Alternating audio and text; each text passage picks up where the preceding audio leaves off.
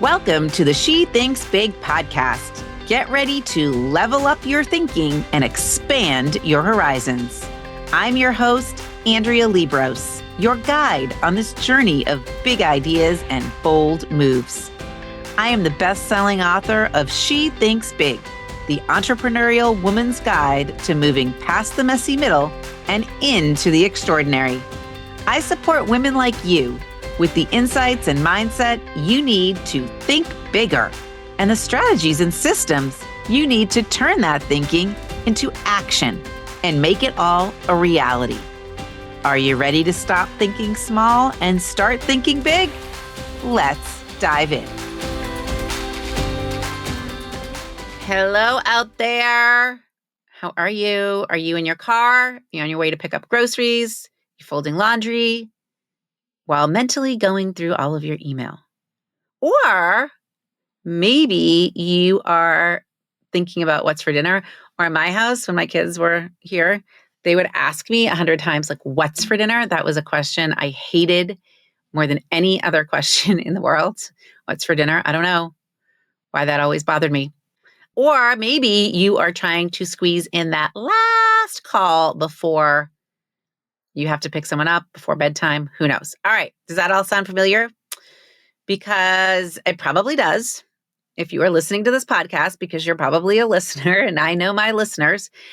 And I want to talk to you directly today because I know how heavy the mental load is, right? How heavy it can feel. And you are juggling what feels like 4 completely separate shifts. Actually, I'm going to side note here. I have a client and her business name is Juggling Act Mama.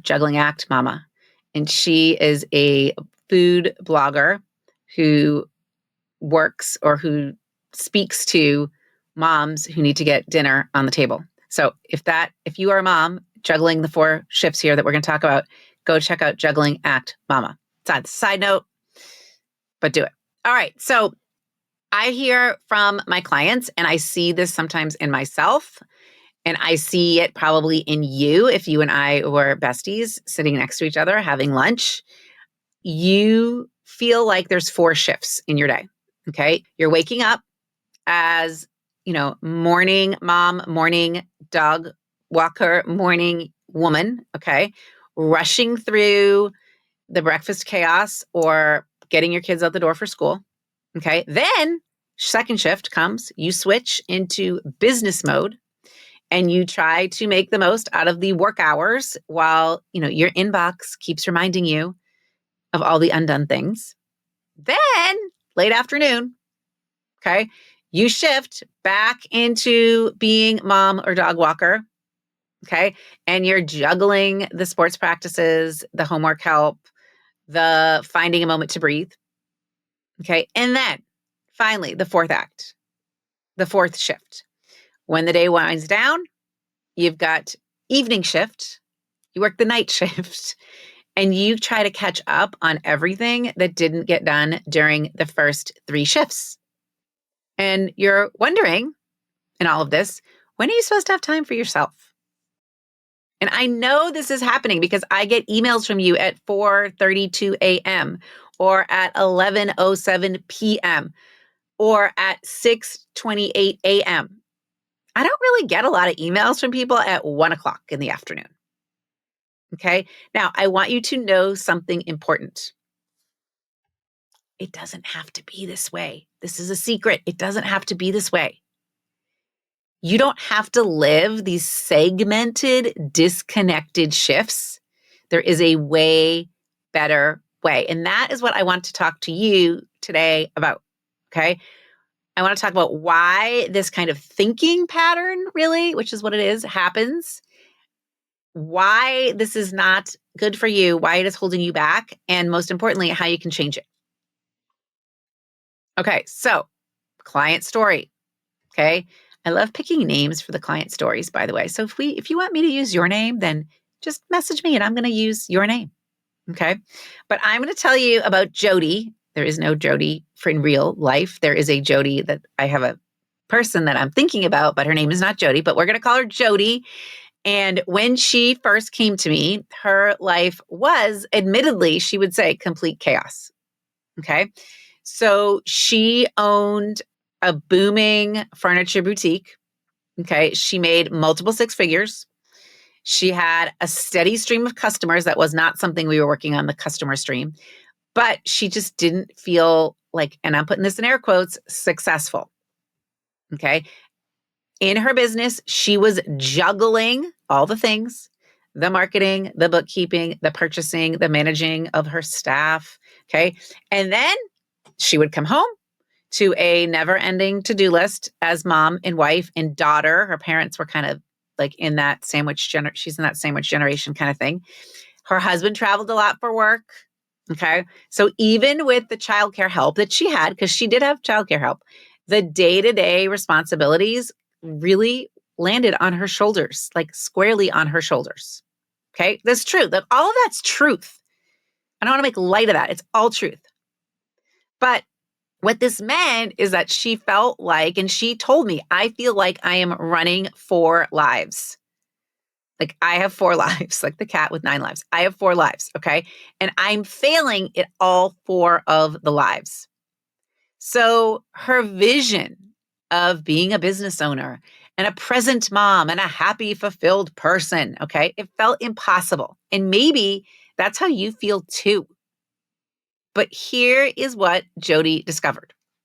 Okay, we had to do a lot of work on this, but here's what she discovered. The problem was not her business or her family or the fact that her husband traveled or her packed schedule.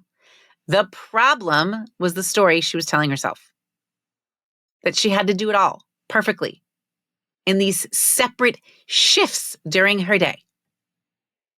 So you're going to ask, Andrea, how did Jodi turn this all around? Well, she started with 3 key shifts, for lack of a better word, 3 ways she kind of turned the dial a bit in her mindset and in her approach.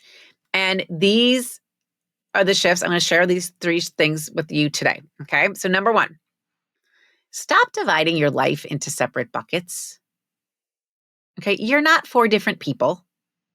You're one person with skills, with strengths that you can use in all of the parts of your life. Okay. Like you might think you're a pretty good leader in your business because you actually are pretty good at delegating tasks. Okay. But at home, you could also be a good leader. Okay. You can let go of managing every detail and you can start seeing your family as a team. Okay. Do you think of your family as a team? I'm curious. Like, do you delegate things to them or do you feel like no one's going to do it the way you want to do it? Or it's really ultimately your responsibility. So it would be mean of you to delegate it to a kid. Okay. Jodi started thinking about her family as a team and she started to think about how she actually was pretty good at delegating at work. And she told me later when she did that, she stopped feeling like she was living separate lives, right? She just started being her everywhere. Okay. So that's one shift you can make. What are you really good at in one part of your life? And then how do you translate that into other parts? Number 1, use one calendar for everything. Use one calendar for everything. Okay. So Jodi, she used to have sticky notes for family commitments, apps for work meetings, mental reminders for everything else. Okay. No wonder she felt overwhelmed. And when we worked together, I had her create one calendar for everything. Now, I am not like, I'm going to use one calendar loosely. One way in which she could view all her calendars together. Okay. So I do think you should have separate calendars for work and even maybe a calendar. I have like calendars for each of my kids, a calendar for my husband, a calendar for my husband and I together, a calendar for our family, but I can see them all together. Okay. And like, it's like your whole life at a glance. And this simple change, I've helped so many clients do this. This simple change really helps you make more intentional decisions about your time and energy because you can see all the things that are happening. And instead of rushing from one place to another, task to task, you can start designing your life and your days with more purpose. You can see how much energy things are going to take and making choices around that. Okay. Third thing you can do. You got to redefine what success looks like for you. Okay. So for Jodi, like this success concept meant that she had to be the best at everything. Best mom, best boss, best friend, best present giver, most fun on a girls' night out. Okay. But when she sort of recalibrated and redefined success as just feeling good about how she spent her time, it changed everything. And she started to ask herself, like, does this align with the life I want to create? And if the answer was no, she let it go. I will tell you a story. The other night, I went to a friend's house. She has started to organize euchre night. If you are not from the Midwest, you may not know what the card game euchre is. I didn't know what it was until we moved to Indiana. But it's a card game that a lot of people in the Midwest play. And she has euchre night, and she's got about 20 women over. And it was 9:30. Actually, it was like 9. And we were about to start another round. And I made this declaration that I was leaving at 9:30, even though probably this thing was going to go till 10. And I just decided that staying till 10 on a Wednesday night was not going to feel good for me. And so I just left at 9:30. And I didn't feel guilty about it because leaving at 9:30 aligns with who I want to be, which is a person who gets 7 hours of sleep and wakes up in the morning to work out. And if I was going to do all those things, I had to be the person that left at 9:30. And that was fine. Okay. So I was integrating my girls' night out with the person I wanted to be in the morning. And that works. Okay. So what would happen to you if you stopped trying to live these 4 separate lives? What would it feel like to see your life as one cohesive whole? Okay. Where everything you do feeds into your greater purpose. Okay. The truth is you don't need to do more. You just need to think differently. And start with just one of the shifts that we talked about today. Stop dividing your life into buckets. Use one calendar view. Redefine what success looks like for you. And it might mean to just feel good. And, or pick one of those strategies and just try it this week. Just try it. All right. Now, if what we talked about today resonates with you, I want you to know you're not alone. Okay. You can break free from this 4 thinking how you work shifts. Okay. Just like Jodi did. Okay. And if you want support doing this, it's out there. This is hard to do, my friends. Okay. This is hard for you to do. Reach out. This is what I do for work. I help women like you move from that messy middle, okay, into this extraordinary life that feels as good as it looks. Yeah. So thank you today for spending part of one of your shifts or part of your day with me, driving, flying, folding laundry, on a walk, whatever we're doing together. Thank you for being here. And, this is really a good episode actually to share with people in all parts of your life. This is an episode you could share with friends who don't even own businesses. Because even though they don't own a business, they probably feel like this in some capacity, right? This is a great episode to share with them or share it with your employee. No matter how old they are, they probably feel like this. Even my daughter, she's almost 21. She sometimes feels like this and she doesn't even have kids and she doesn't even own a business, but she feels like this. So we've been talking about how to integrate everything and be that same person in all the places. All right. I'll see you next week. I will admit that this is the 4th of 4 episodes that I was going to record today. I'm batch recording, so I'm glad it's over. I'll see you next time that I batch record, but I'm here with you in your ears, wherever you're going. Go level up. See you next time. Thanks for tuning into the She Thinks Big podcast. If you're ready to learn the secret to unleashing your full potential, don't forget to grab a copy of my book, She Thinks Big, the entrepreneurial woman's guide to moving past the messy middle and into the extraordinary. It's available on Amazon and at your favorite bookstore. And while you're there, grab a copy for a friend.